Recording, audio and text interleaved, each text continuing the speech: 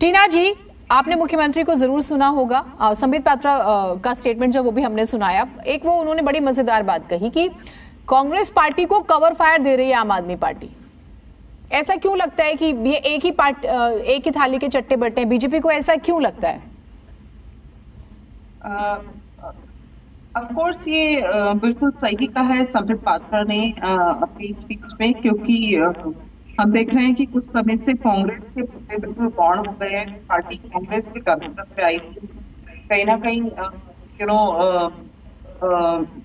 दिल्ली की मुख्यमंत्री उस समय की शीला दीक्षित की करप्शन और अंबानी के करप्शन पे जब बात करते थे, लेकिन आज वही लोग बिल्कुल चुप हैं और लालू प्रसाद यादव का करप्शन, शरद पवार का करप्शन, कहीं ना कहीं उद्धव ठाकरे का करप्शन, इन सब की बातें करने वाले लोग आज बिल्कुल चुप हैं और एक अलायंस बना रहे हैं, महागठबंधन जिसको हम सब जानते हैं।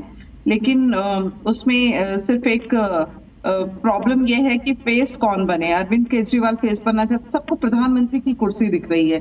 इस प्रधानमंत्री की कुर्सी को देखने के चक्कर में पूरी डिबेट को, पूरी डेमोक्रेसी को इतने निम्न स्तर पे ले गए हैं ये लोग कि सदन में खड़े होकर कभी अरविंद केजरीवाल, क्योंकि सदन में जो भी आप बोलते हैं उस पर आप पर कार्रवाई नहीं हो सकती, उसका मिसयूज करते हुए उसको निम्न स्तर की डिबेट पे ले जाकर कभी ईवीएम पे डाउट करते हैं, ईवीएम पे प्रश्न उठाते हैं और कभी प्रधानमंत्री अदानी पे प्रश्न उठाते हैं। मैं इनसे कहीं ना कहीं मुझे लगता है कि इनसे सिर्फ एक सवाल मुझे पूछना चाहिए कि आप जब चुनावी रणनीति में जाते हैं तब अपने मुद्दे से जनता को क्यों नहीं प्रभावित कर पाते?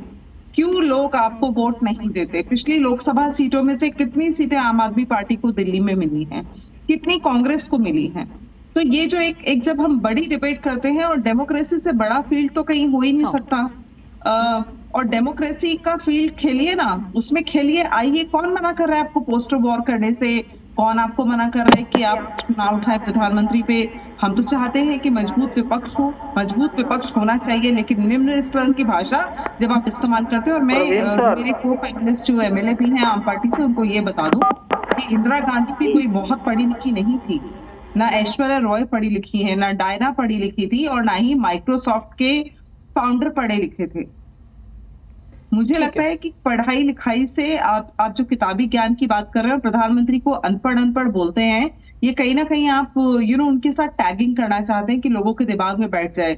लेकिन आप ये नहीं समझ पा रहे हैं कि 165 करोड़ की जनता का जो अपमान आप करते हैं, जैसे राहुल गांधी ओबीसी कास्ट के लिए इतने गंदे शब्द इस्तेमाल करते हैं और आप लोग करते हैं, ये इतनी फ्रस्ट्रेशन पॉलिटिक्स में अच्छी नहीं है। राजनीति में बहुत ही हेल्दी कंपटीशन होना चाहिए। उस हेल्दी कंपटीशन में क्यों नहीं आ रहे आप?